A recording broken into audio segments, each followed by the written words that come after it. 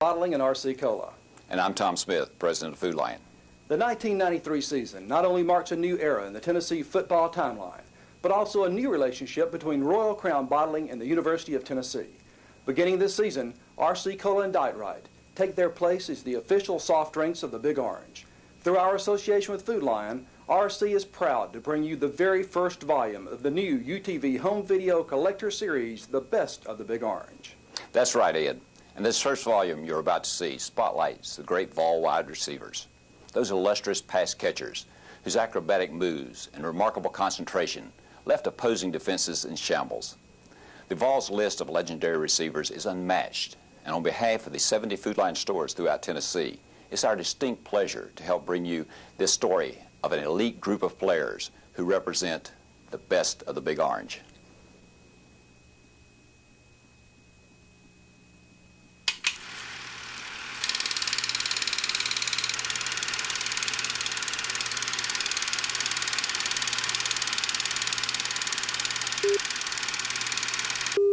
One, two, three, four, five, six.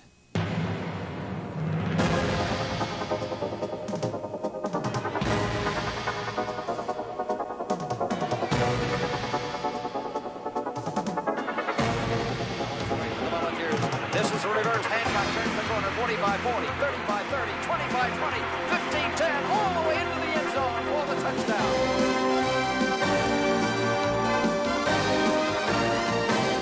The fans come to see that scoreboard lit up. Everybody's looking at the wide receivers to basically win the game for the team.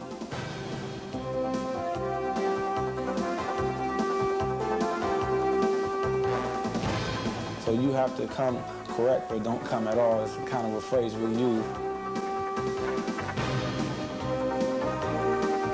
Oh, that was a great play, too.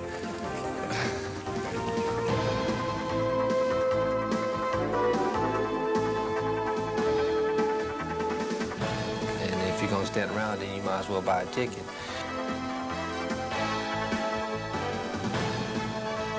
Hey, you've been beat, face it. I mean, there's no need to deny it. It's obvious in front of a whole lot of people.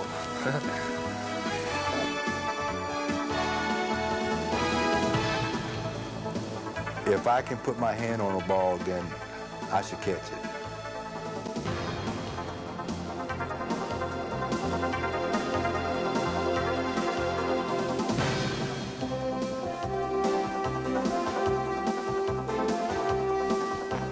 He has to be able to know that as soon as he catches the ball, he's going to be blasted.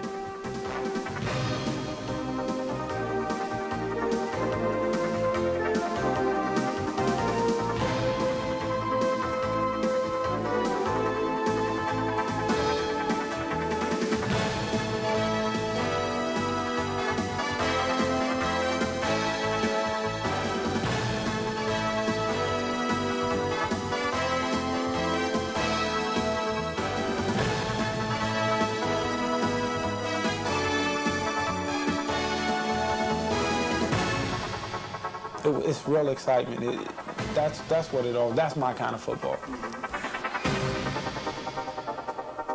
They are a breed all of themselves, a special group of talented athletes who have thrilled the fans, won games, and left opponents dazed and defeated in their tracks. These are Tennessee wide receivers.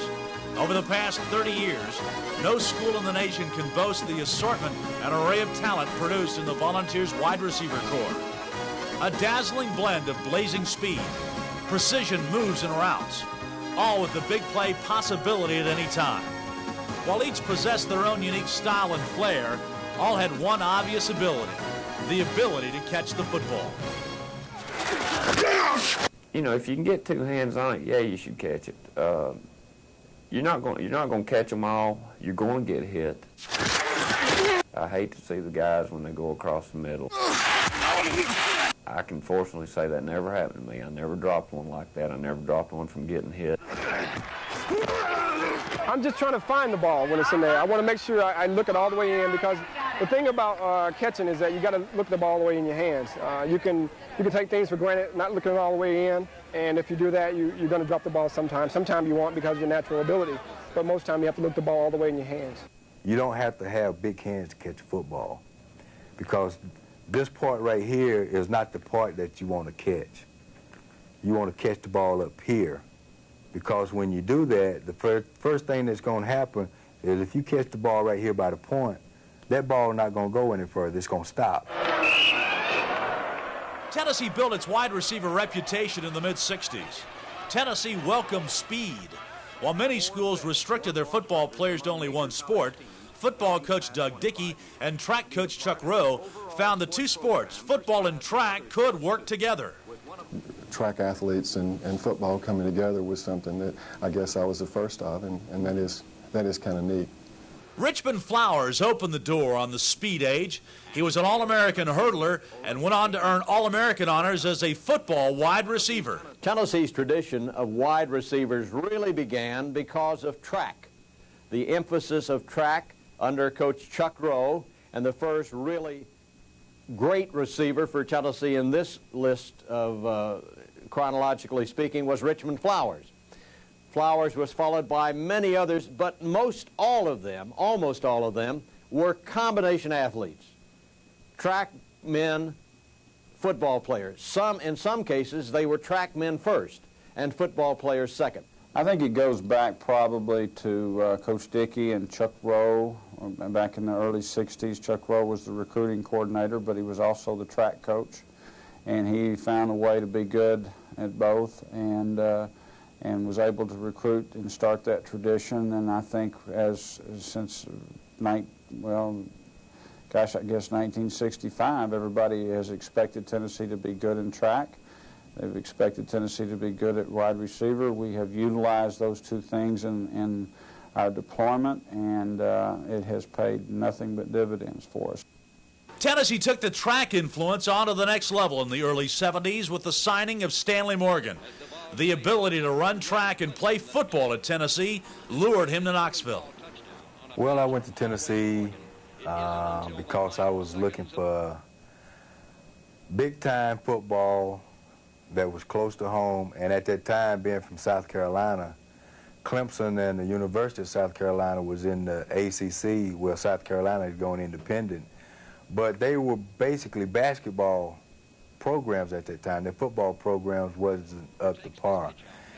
I wanted to get into professional football, and I felt if I went to a big-time school that played big-time football, my chances of getting into professional football would be pretty good. Tennessee was probably about the biggest football program that was close to my hometown, where my folks could come back and forth to see me play, and that was one of the big decisions that I had to make in choosing Tennessee. The speed threat in the Tennessee attack was first seen nationally when the UCLA Bruins came to Neyland Stadium September the 7th, 1974.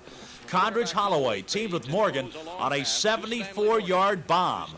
Morgan got behind the UCLA secondary on the second play of the game. Second play of the game. I remember that. Yeah, second play of the game. We opened up the game. We ran the ball up in the middle. We had a two-play offense that we usually incorporated. We didn't give them a chance to get back to their huddle. We actually ran a no-huddle offense just for 2 plays, and we isolated Stanley Morgan to the wide side of the field on the cornerback we thought we could beat. And not only did we surprise him, but Stanley outran him too. So it was a double effect. I think the defensive back had came up, and I just happened to get around him, and Condridge put the ball out there, and I just ran under it and caught it. It was something that I guess Tennessee people wasn't used to seeing, where a receiver would just get behind everybody and the quarterback throwing it out there for 70, 80 yards. And it was just something that, it was new to Tennessee, I would think. And it just so happened it worked out good for us. The speed was here to stay. Tennessee went about the process of going all over the country, building on this wide receiver and speed reputation. The travels took them to Cleveland, Ohio, where they found a high school running back by the name of Anthony Hancock. Another brilliant track athlete, Hancock was one of 5 All-American running backs recruited by the Volunteers in 1978. I was ready to pick my bags up and go home, really, because of the fact that You know, they had recruited 5 All-American running backs. It was James Berry, Terry Daniels, Terry McMahon, Glenn Ford, and myself. And then we had Kelsey Finch and Frank Fox and Mark Mario. So we were loading running backs, and I wasn't playing. And in high school, I was the man. You give me the ball, I run with it. So Coach Harrison asked me, would I like to be a wide receiver? I thought about it. I said, well, being a running back, if I get the ball and go on the outside, I got to worry about the linebackers, the linemen, and defensive backs. But being a wide receiver out there by myself, I catch the balls one-on-one. I'd rather be a wide receiver. The lure to play was much greater than the reality of sitting on the bench hoping for a shot at tailback. His freshman year, Hancock finally got his chance to play against Alabama as a wide receiver. I got a chance to finally dress out as a freshman because that was a big thing for freshmen to dress out on the traveling squad. So during the Alabama game, it was about 9 minutes to go in the game. The score was like, I guess, 17-7. You know, we're still within striking distance. So I'm sitting on the bench, and my wide receiver coach says, Hancock, get ready. Go in the game. I said, go in what game? He said, you're going in the game. I said, oh, no. So all the freshmen, you know, oh, Hancock going in the game, Hancock got in the game. So I couldn't find my helmet. And I was looking around for my helmet. I couldn't find my helmet, right? So my roommate was Kenny Jones. And Kenny Jones was like 6'5". He's from Stafford. Matter of fact, he was the #2 recruit in the nation at the time. And he gave me his helmet. Now, I'm wearing he was a defensive lineman at the time, so I'm wearing a defensive lineman's helmet on the field for the first game of collegiate football, right? So I'm in the huddle, I'm bending over, and he said 19 quick screen left. You know, he gave me the play, and I was going in the huddle. So I'm sitting there trying to put this chest strap on, right? And this helmet's like, it can go around my head. That's how big it is, right? So I'm sitting there. I said, oh, wow. So I gave him the play. So I ran out there and got lined up and said 19 quick screen left. I said, okay. I'm on the left side. I said, hey, the ball's coming to me. I'm the extra receiver. I said, what do I do? Do I take 2 steps up or 1 step back or 1 step forward? I couldn't figure out what to do. But anyway, in the meantime, Coach Bill Brown was right there on the sideline on his 50-yard line. I was like, oh, so that's the bear right there. So, you know, all these things are going through my head, you know, going to game 95,000 people. I was like a kid in heaven. I was like, man, this is neat. But I eventually did catch the pass. And I got 19 yards for my first reception at University of Tennessee. I ended up with 3 catches, 51 yards against University of Alabama. And that's where my college career started. Hancock scored his first touchdown the following week against Mississippi State on a 21-yard pass from Jimmy Streeter.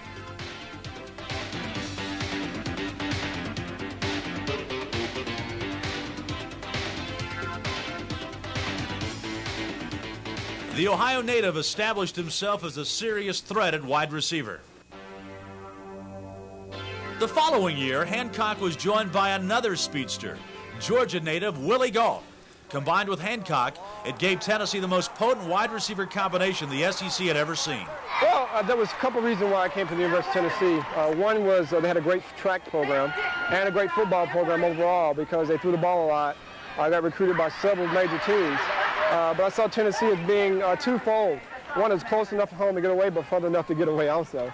Plus they had a great track and field, and a football program overall. Plus they had a good tradition of good wide receivers like Richard Flowers and Stanley Morgan and so forth. It didn't take Gault long to make an impression in the college football world. In his second game against Utah, his first reception went 69 yards for a touchdown. Streeter, straight drop back to throw, being pursued, may run out of the pocket, comes to the left side, looks, he's going to throw the ball long downfield, intended for, caught at the 25, 20, 15, 10, 5, give him 6. The touchdown pass is thrown to Tennessee's Willie Gault. Gault managed to get behind him, and he was so far down the field, Jimmy couldn't overthrow him that time. First time I ever caught a pass at the University of Tennessee, and I went for a touchdown. I didn't expect it, no one else expected it, so it was great. Gault had a solid freshman year, but he really blossomed as a sophomore. The nation took notice against Pittsburgh. Gault raced 100 yards with a kickoff. Gault backing up will pull it down at the goal line. Back to the 5, to the 10, out to the 15, breaks open to the 20. He's in the open. 30, 35, they'll never get him. It's going to be Willie Gault to the 35, 30, 25, 20, 15, 10, 5. Give him 6. Touchdown, Tennessee. It was the only score of the day for the Volunteers and a 30-6 loss to the Panthers. But it established speed and kickoff returns as another weapon in the Tennessee arsenal. Gault emerged as a consistent threat every time he touched the ball. He stunned a Tiger Stadium crowd in 1982 with this kickoff return for a touchdown in Baton Rouge. Touchdown! Tennessee. I just saw this play the other day. I was looking at it at home, and I made a move to the right side, and there was the guy who had an angle on me. I just turned on the jets and went past him. It was really a tremendous kickoff return. That was probably also one of my memorable moments. While Gault established himself as a kickoff returner, he also developed into a reliable deep threat. In 1981, he had a remarkable day against Vanderbilt. On only 4 catches, he gained 217 yards, second only to Johnny Mills for most yards in a Tennessee game. 80 of those yards came on this pass from Steve Alatorre. Pass complete, 35-30, Gault's on his way. Give him 6. Touchdown, Big Orange. I always thought that Gault had great anticipation. He, of course, was an excellent receiver, great punt and kickoff returner, but mostly you could almost feel, at least I thought I could, that when you could almost, I never saw his eyes from where we were, but you could feel that he said, it's open. Even before the ball got there, I'm going to bring this one back, and he did. While speed was important in establishing Tennessee's reputation as wide receiver U, there were many who helped set the groundwork. Mills in motion to the right comes Chadwick. Back is Warren to throw. Down he's thrown to Mills again and makes a sensational catch. Is tackled in the air with the ball. My freshman year, I wasn't sure what I was. I was a wingback some days and a defensive end some days and a linebacker at other days. And then somehow I found myself as what they called at that time the weak end, which I was. Johnny Mills was the first big-name Tennessee wide receiver. Mills played from 1964 through 1966. His 225 yards receiving against Kentucky still remains the best single-game performance in UT history and still ranks among the best in SEC history. It will always be a source of great personal satisfaction for me. It's something that you never lose. Coach Battle took me aside when I finished my senior year and the newspaper clippings stopped. And I had been someone that people knew ever since I was in the 7th grade, and it lasted all the way through college. And then it was over. Things changed for me, and Coach Battle helped me through that point and explained to me that everything that I had accomplished up to that point, said, you'll never lose it. He said, the people in your town will always know what you did. And you will always know, and your teammates will always know. And he was exactly right. There was Bill Anderson, the captain of the 1957 Volunteers. He played on the single-wing teams of the day, yet he was a good enough wide receiver to move on to the NFL, where he played in the first Super Bowl game of the Green Bay Packers in 1967. In 1964, Anderson briefly retired from the NFL. He came to Tennessee and served 1 year as an assistant coach of the Volunteers. He got a first-hand look at Tennessee's building reputation as wide receiver U. But like I say, like necessity. We put when Coach Dickey there, it happened to be a year that I helped over there in '64. And when he came here, we didn't have that many athletes. So the decision was made, and very wisely, I think, that we put most of the athletes on defense, tried to play the kicking game, play defense, and try to keep from getting beat too badly. So for those of us trying to coach the offensive side of it, it was just trying to put in a trick play, do whatever you could. We couldn't line up and run over anybody. So we had to try to throw the ball and do some things to get a few points on the board and hope that we could hold on defensively, you know. And that was that kind of an offense. So with that, they started putting the ball up a lot. And from there on, it's been... everyone knows the story. We throw it pretty much. In 1972, a rangy wide receiver from Clinton, Tennessee, arrived on the UT campus. He wasn't speedy, but boy, could he catch.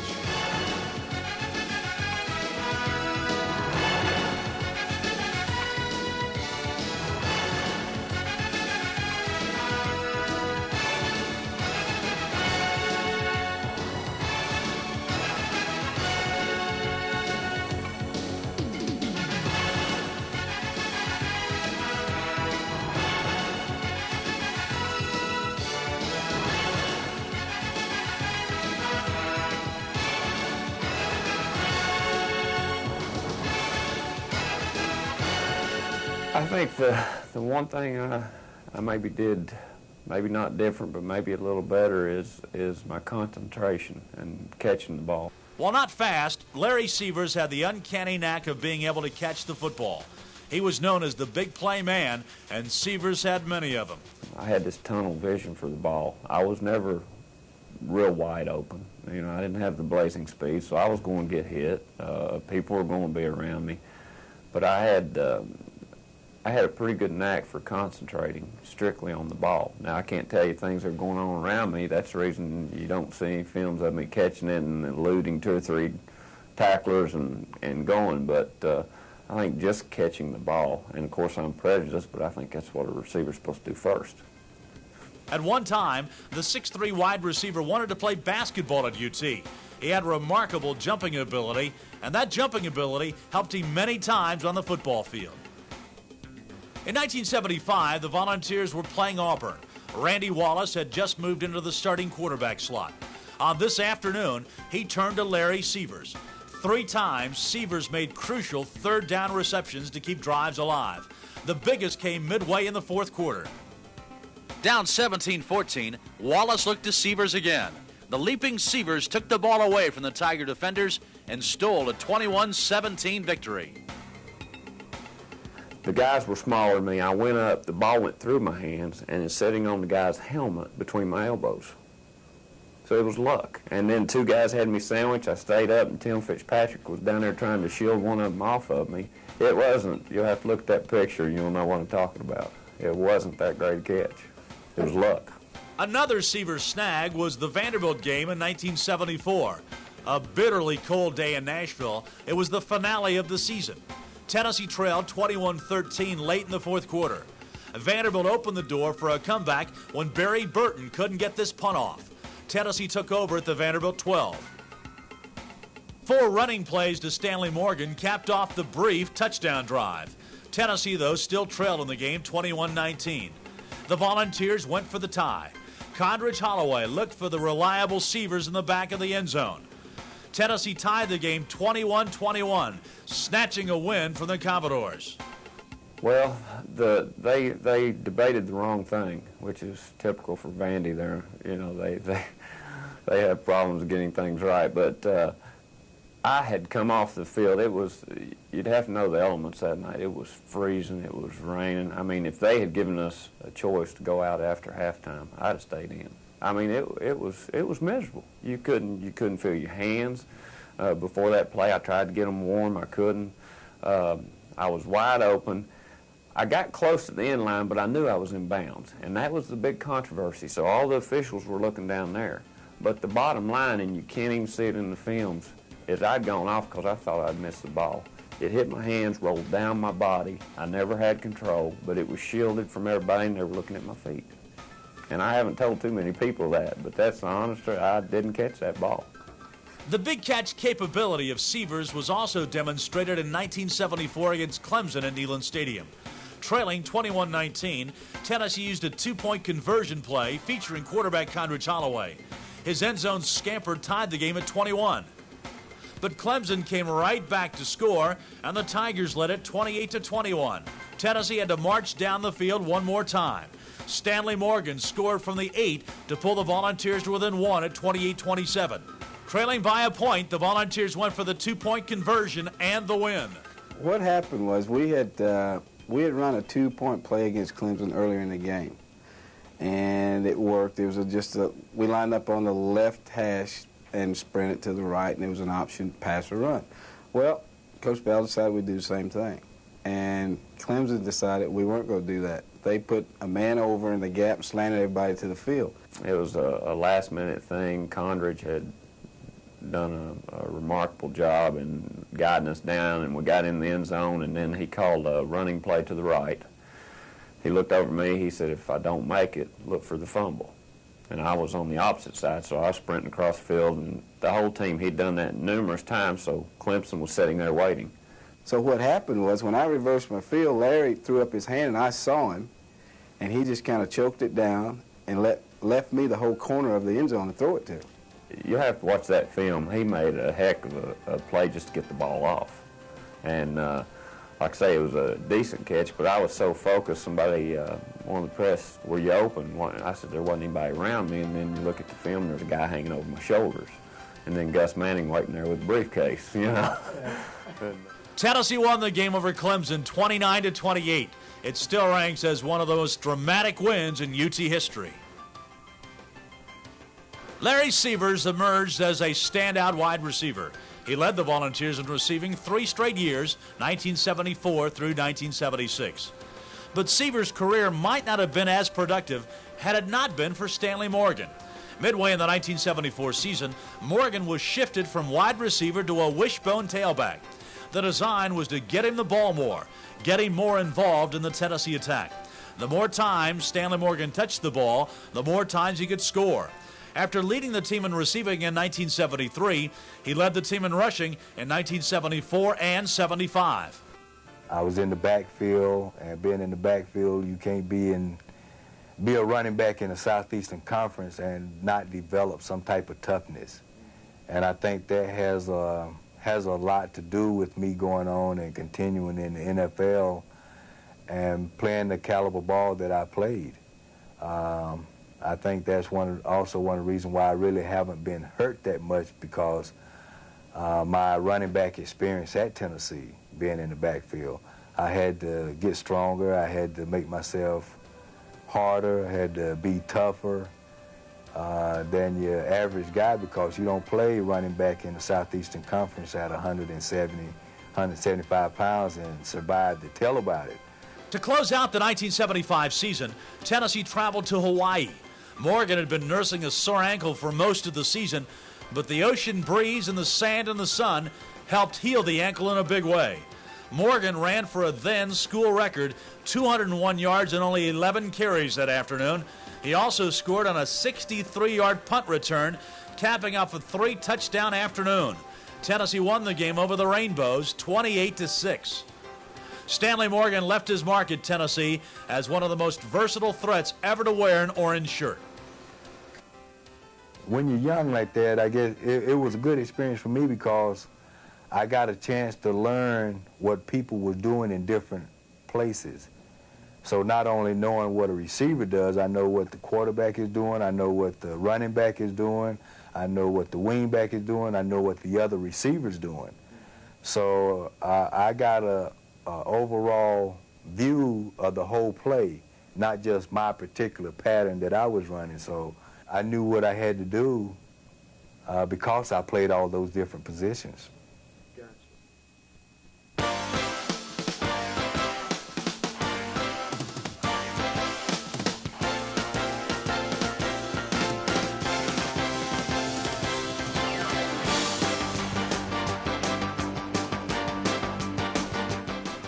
After the success of Anthony Hancock in the mid-70s, Tennessee went back to Cleveland and signed another promising recruit, Tim McGee. Unlike Hancock, who came to Tennessee as a running back, McGee came wanting to be a wide receiver.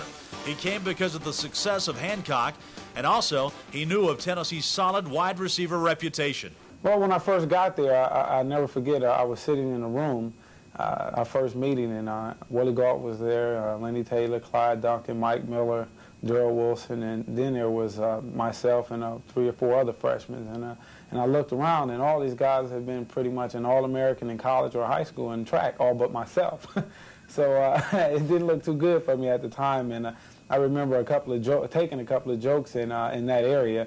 But I felt that once we got on the field, I could prove that I was a good wide receiver opposed to a track guy. And fortunately for myself, it turned out that I ended up doing pretty much both of them. McGee was another one of those 2 sports stars at Tennessee. He learned quickly from the talented wide receivers already on the team and from his coaches, Bob Harrison and later, Kippy Brown. Tim McGee could turn on a dime and leave you 9 cents change, had tremendous body control, you know, and had enough acceleration to go get the football. So body control is what I think about when I think about Tim. Nobody covered him one-on-one. He just get open. He'd stick that foot in the ground and be gone. You know, so he's got tremendous body control. Well, Tennessee, Kippy Brown and Bob Harrison, my receiver coaches there, they taught me how to play receiver. They taught me the fundamentals. They taught me the discipline of the position. And once I got there, of course, 90% of the guys that go to college have the physical talents to play. The mental edge is what gets you over. And when you have a coach behind you that's pushing you and the friend, that helps and makes it much more special and a lot easier.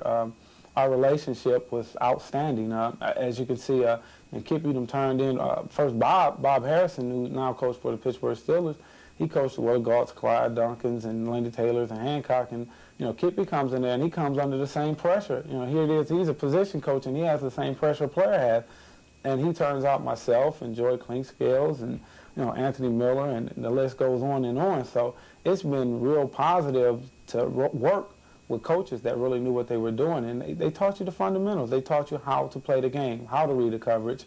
So when I came to the professional ranks, I knew what cover 1, cover 2, cover 3 was. I knew what man combo. I had heard all these terms, so I wasn't behind where the other guys came in there, and they really didn't know what was going on.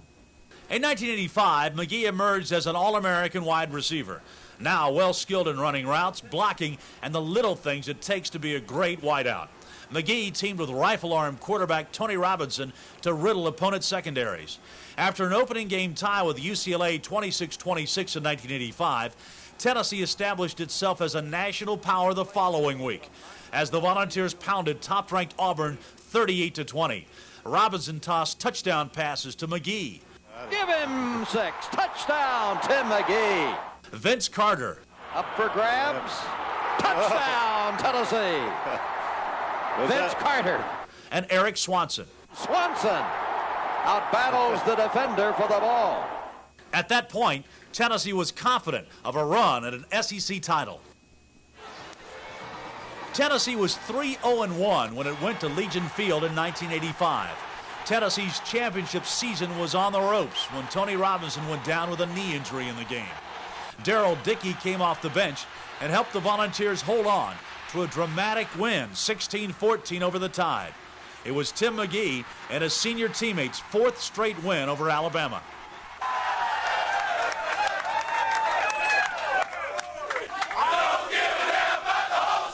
The following week, Tennessee played Georgia Tech in Knoxville. There was plenty of concern about the Volunteers' offense. Tennessee played it close to the best, and with 4 seconds left, Carlos Revés kicked a 51-yard field goal to tie the Yellow Jackets. The Volunteers struggled to a 6-6 tie, and Tim McGee felt it was time to speak up. Once we lost Tony, that next game against Georgia Tech, we kind of changed our offense. We went to a conservative-style offense, and after the game, I never forget, somehow, some way, I picked up enough nerves to go in the coach's office and say, well, I think we should just stick to what we were doing. And I didn't go in there with a prima donna status. I went in there. I really wanted to help the team. I felt that all other guys could pick up their level of play, and I think we were sending the wrong message out to Darrell Dickey that he couldn't do the job, and opposed to just let him see what he can do and then scale back from there. We scaled back, and then we was going to gradually get back into it, but that was my senior year. I didn't have another year to make a transition to another quarterback. So I went in there and I asked them to run the same offense, and they did. And they put me into it a little bit more, and we just rolled from there. I mean, everybody picked up their level of play, and as a team, we played much better. After the chat with the coaches, the Tennessee offense rolled. 40 points against Rutgers, 34 points against Ole Miss. McGee caught 2 long touchdown passes against Kentucky as the Volunteers blasted the Wildcats 42-0. At the end of that Kentucky game, Jeff Francis got a chance to mop up the victory. It was his debut as a Tennessee quarterback. I can remember my first year playing the 85 team. We went to the Sugar Bowl. I got in there, and it was kind of late in the game. We were winning handily. And Tim McGee and Joey Clinkscales, every time I get back to the huddle, I was wide open. You got to throw it to me. I was wide open. But by the time you become a senior, I became a senior, the guys don't bother you with that as much. They kind of respect you a little bit and don't say that stuff. So. The following week, over 97,000 jammed Neyland Stadium to watch Tennessee go for the SEC championship. McGee scored Tennessee's first touchdown as the Volunteers beat the Commodores 30-0. Darrell Dickey capped off the regular season, throwing 106 passes without an interception and established a new season completion record of 64.9%. The crowning moment for McGee was the 1986 Sugar Bowl game against Miami. The Volunteers were a heavy underdog heading to New Orleans, and McGee heard all about it while making the rounds on the All-American tours. My greatest moment came my senior year when reached the Sugar Bowl and actually played in it. And there's so many stories you can tell about your college football days, but I was on a bunch of All-American trips. At the time, I was fortunate enough to make all All-American trips. And Willie Smith, who was playing for Miami, All-American tight end, he was, of course, he was one of my roommates, and we had Bo Jackson and David Williams, and all the big-name guys was there. And, of course, we were going into the bowl game. We hadn't played, and we were the biggest underdogs of all. So it was very special to me when we beat them, because during the whole 2 weeks of traveling, that's all they ever talked about, was how they would win and we wouldn't. Well, it come to find out we were the only team that won. So it was the Sugar Bowl was probably the highlight of my career, because not only did I reach my personal goals, I reached my team goals. And, of course, you set your team goals, you set your personal goals, but more than likely you never reach both of them, and that was an awesome feeling to reach both. In one of the most memorable wins in Tennessee history, the Volunteers blasted the Hurricanes 35-7. McGee had 7 catches for 94 yards in the game, but his only score came when he recovered a fumble in the end zone. The victory in the Sugar Bowl, the SEC championship, capped off a very rewarding career. I take pride in that, and not only that, I take pride in we were the only class that I can remember that ever beat Alabama 4 years straight. I've never lost to Alabama, and that's something special that if you're a Tennessee Volunteer, if you can say that, that will stick with you throughout the end of times. The foundation of outstanding wide receivers was set with the heroics of Morgan, Severs, Hancock, Galt, and all the other great receivers at Tennessee. The reputation of wide receiver U helped attract a talented athlete from Murphy, North Carolina.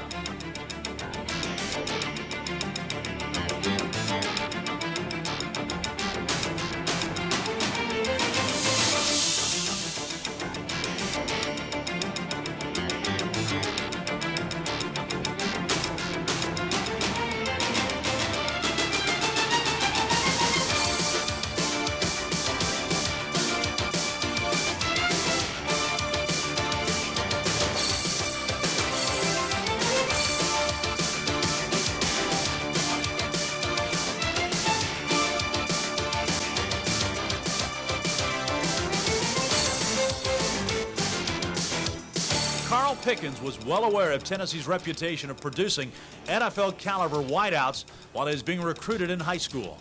A guy named Kippy Brown came to my house. He was like 18 years old. The recruiting war was between Tennessee and South Carolina. At the time, I wanted to go to South Carolina, and during the whole recruiting trip, Kippy Brown and my parents became really good friends. And being the baby of the family, you never grow up to your mother, and so she kind of wanted me to go to Tennessee, but she wouldn't say, but I could tell. So finally the day came around. I made up my mind. I said, I'm going to South Carolina.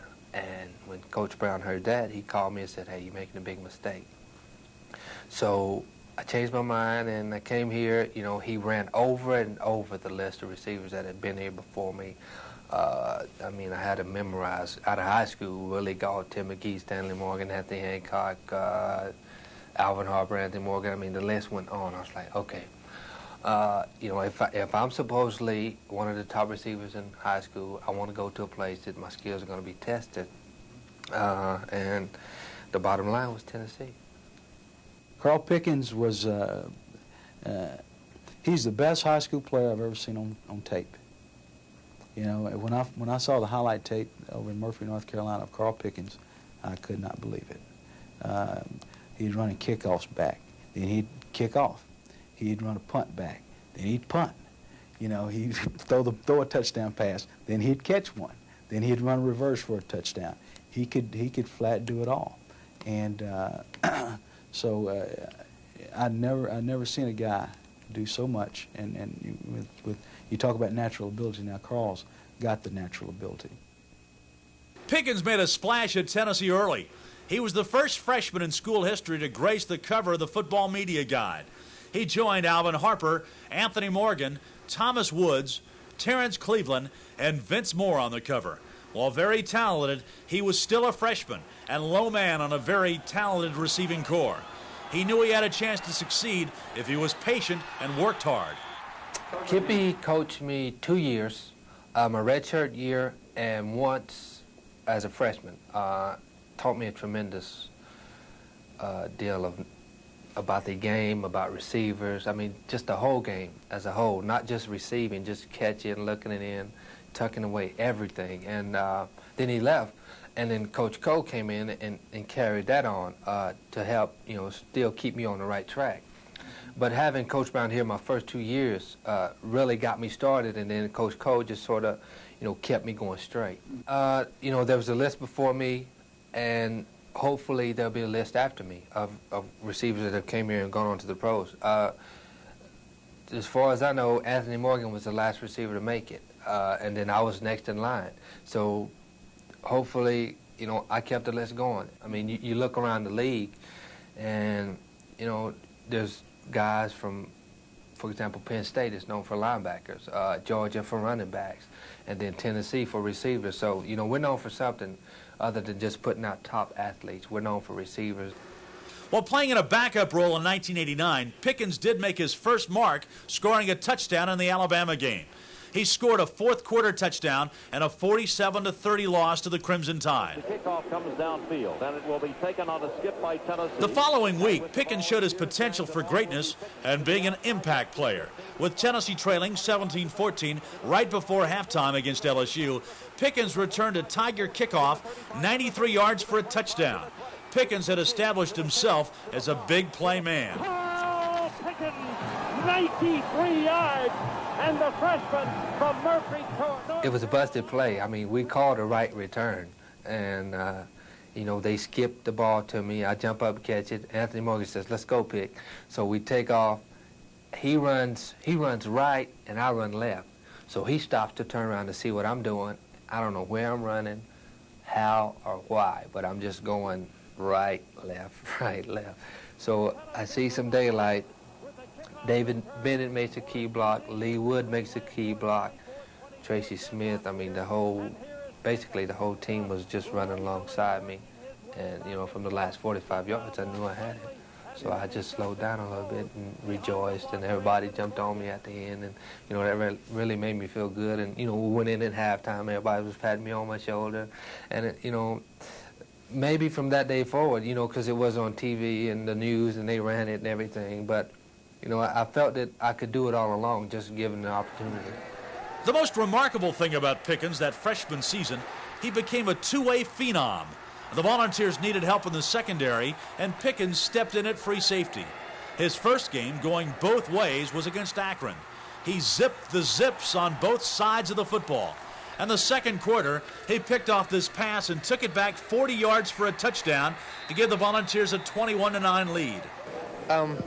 Coming into the game, I really felt that I could help the team, and that was the only thing on my mind, to go out and to play the best that I could. And I was in the right place at the right time, on the play that I intercepted the ball, and I scored. Pickens continued his two-way performance, solidifying the secondary and making big plays on offense. In the season finale against Vanderbilt, he scored a touchdown on this pass from Andy Kelly and helped later seal the win over the Commodores with this interception. Back to throw will be Healy. Waiting, long pass across the middle is intercepted. Tennessee, Carl Pickens, who makes a sensational catch-up from behind interception when it appeared that Corey Harris was wide open. The 17-10 victory over Vanderbilt led Tennessee to a 10-1 season and a berth in the Cotton Bowl. It was off to Dallas on January 1st, 1990. Pickens' two-way performance was the talk of the college football world. Yet the talented freshman tried to shy away from the media glare. Well, I didn't like it. But, there was only one question that people could ask, and that was, how do you like it? How do you feel? What does it feel like? That's the only question they could ask me, because obviously nobody had ever done it other than I think some guy named Gordy Lockbaum. So, I was answering the same question pretty much every week, and, I got tired of it. So finally, the 5 games was up, and I didn't want to have anything else to do with it. I wasn't bothered by going both ways, because the majority of the time was on defense. So I was playing either way it goes, but like I said, I was playing more on defense, so it didn't bother me. It's just the fact that there was only one question that was being asked for a whole 6 weeks. Cotton Bowl. Tennessee faced Arkansas in the 1990 Cotton Bowl. Again, Carl Pickens made it happen defensively. With Arkansas leading 6-3 in the second quarter and driving, Pickens intercepted this Razorback pass in the back of the end zone, stopping the drive. It is intercepted Tennessee, picked off there by Tennessee's Carl Pickens, who makes the interception in the end zone. 2 plays later, Tennessee seized the momentum as Andy Kelly found a blazing Anthony Morgan on an 84-yard touchdown strike. Long post pattern across the middle, complete at the 40, 35-30, 25-20, 15-10, 5, 4, 3, 2, 1. Give him 6. Anthony Morgan, touchdown! Tennessee never trailed after that. They beat the Razorbacks 31-27 to finish the year 11-1. Carl Pickens, reluctant to move to free safety, was named as the defensive MVP of the Cotton Bowl. It's an accomplishment. I mean, I didn't set out to do it, but it happened. It just so happened I intercepted possibly a winning pass, or you know, I was just in the right place at the right time. That was one of the high moments. You know, they were driving, we were ahead, but you know, if they would have scored, they would have been ahead and probably went on to win the game. But you know, I don't know how I got there or what I was doing in that spot, but he threw it up and I was able to catch it. And you know, I played hard and I had a pretty good game, and I was able to be recognized for doing that. And you know, it meant a lot to me. Whether people know it or not, but it really did, you know, because you heard a lot of flack about me not wanting to do it, but inside it made me feel good to be acknowledged by the people around me as far as playing DB. Pickens, after his freshman year, concentrated on offense and turned into one of the dangerous threats in college football. Heisman Trophy talk swirled as the Volunteers opened the 1991 season at Louisville. Bombs away, intended for Pickens. He's got it. Touchdown, Tennessee. Now they get Pickens back there because Carter came off limping. They don't lose much in this trade-off. Wilmsmeyer bombs one. Pickens to 33. Look out. He's gone. Wilmsmeyer will never catch him. Pickens, touchdown, Tennessee. Tennessee won 28-11, and Pickens had gotten his season off to a great start. Pickens always had the flair for the dramatic. He caught 3 touchdown passes in 1991 against Kentucky, and he did reach his goal of earning All-American honors.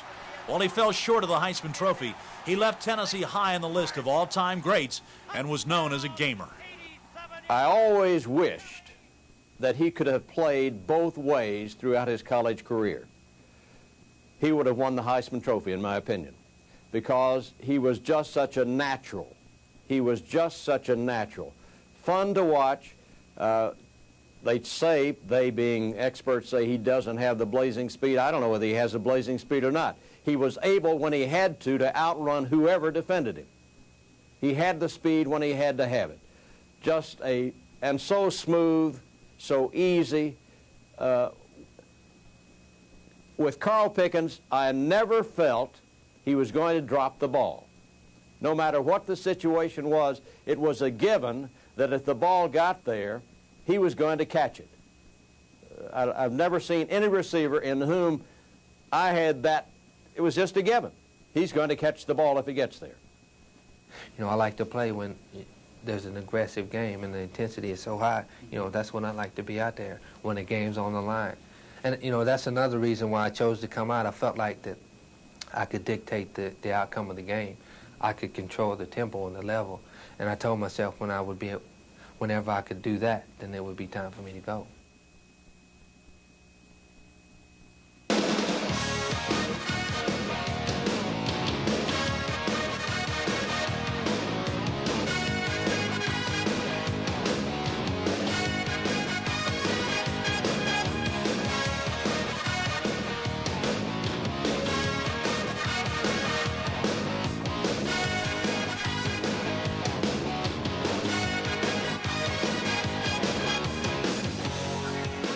Alvin Harper, a tall, athletic wide receiver, came to Tennessee in 1986 from Frostproof, Florida.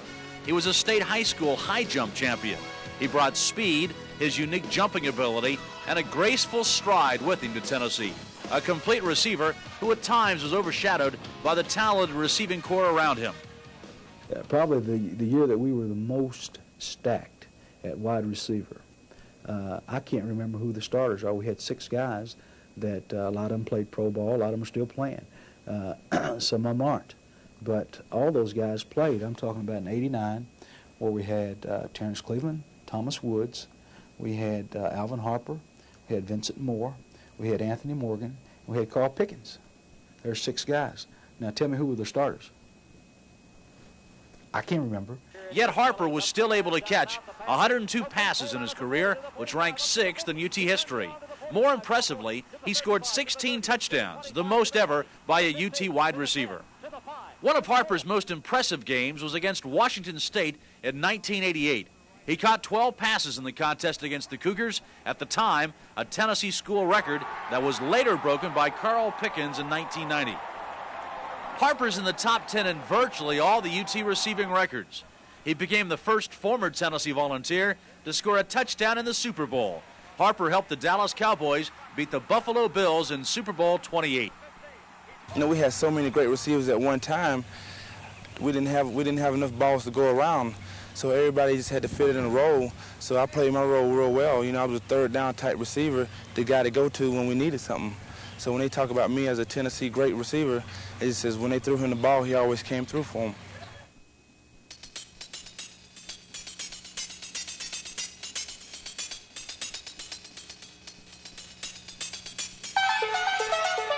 We've mentioned some great names in Tennessee football history. Statistically, the leading receiver of all time is Thomas T.D. Woods. At 5'10", 168 pounds, Woods didn't have the physical tools of a Alvin Harper or Willie Gault. All Thomas Woods did is catch the football. Any ball thrown in the same neighborhood. Back to throw. Here's the man wide open downfield, racing after the ball. This will be Tennessee's Thomas Woods. He makes the catch at the 15. He's at the 10. He's at the 5. He has a touchdown. Thomas T.D. Woods. Woods from Gallatin, Tennessee, caught 124 passes in his 4 years at UT and 7 touchdowns. He ran perfect routes, and if Tennessee needed 5 yards, he got 6. If the Volunteers needed 10, he got 10.5. If Tennessee needed a touchdown, he got that as well. Francis to throw across the middle pass into the end zone. Give him 6. Thomas T.D. Woods. It's T.D. for the T.D., his second in the game. In 1988, he had a record-breaking season. He got 58 passes, still the school record. 11 of those came in the game against the Kentucky Wildcats. For his career, Woods caught 124 passes, the most in Tennessee football history. He was reliable, he was always open, and if it was thrown in his direction, T.D. Woods found a way to catch it. Thomas Woods, 83. T.D. Woods led Tennessee in receiving 3 straight years from 1987 through 1989.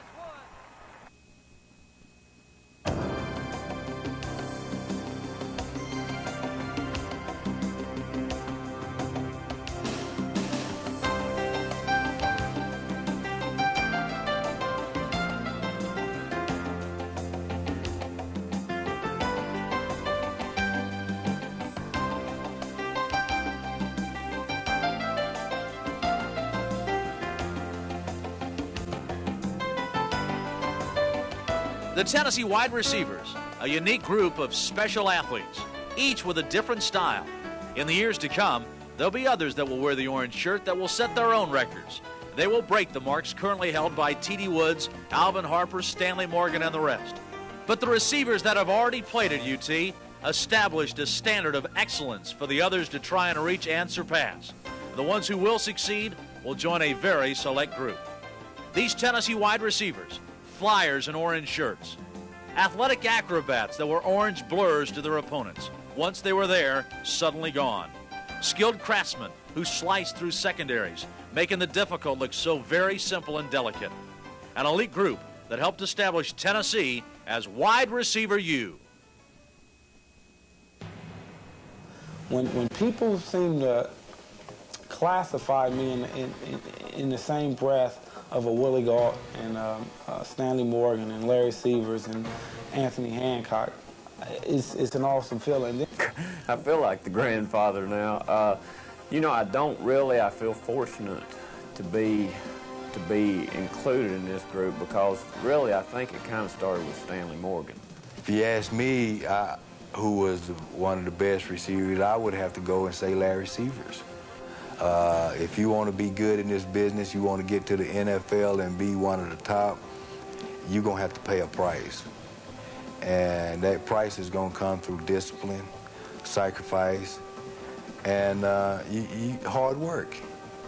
I just think if you are a young kid coming out of high school with some speed and being a first-round draft choice in the NFL appeals to you, I don't think that there's any question on where you need to go to school. It'd be the University of Tennessee. I had been recruited by a number of coaches all over the United States, and especially down in Alabama. And the thing that I had always noticed was when a head coach would recruit me or take me somewhere, they would, we would get in some big car with a driver in it, and I'd end up in the back seat, which is, where I should have been. And we would go somewhere to dinner or whatever. When Coach Dickey, who was a young, snot-nosed coach at that time, just getting started, youngest coach in the NCAA, and started to recruit me. I'd come over here to, Coach Rowe had gotten me over here one day, and Coach Dickey came and talked to me on a Sunday after I'd been wined and dined by Chuck Rowe, and took me over to the facilities, which was over in Neyland Stadium at that time. He actually, we went out to the car, and he put me in the front seat, and he got in the back. And I was really impressed with his humility and the way he handled himself. And I just felt like this was a young man that was going somewhere. The smooth part comes in. I remember Coach Majors used to always tell me, McGee, stop hucking and bucking. I never understood that. Everybody has a time. I had my time, and the guys they've got down there now, if they look at those old videos of me, they'll say, boy, that guy was slower. That's really an archaic route. I mean, they don't do that anymore. But as he grows older and matures, he'll say, well, for his time, he wasn't bad. And for Jim Powell and 48, for his time, he was pretty good. And Tim McGee was pretty good for his time. By the same token, any of us that played the position, you don't look at it and say, boy, he's a lot better than I was. I've never seen anybody down there that I said, gosh, he's a lot better than I was, because I don't think they are. Now, that's just an athlete. That's your mentality. If you don't have that mindset, I don't think you can ever compete at a high level.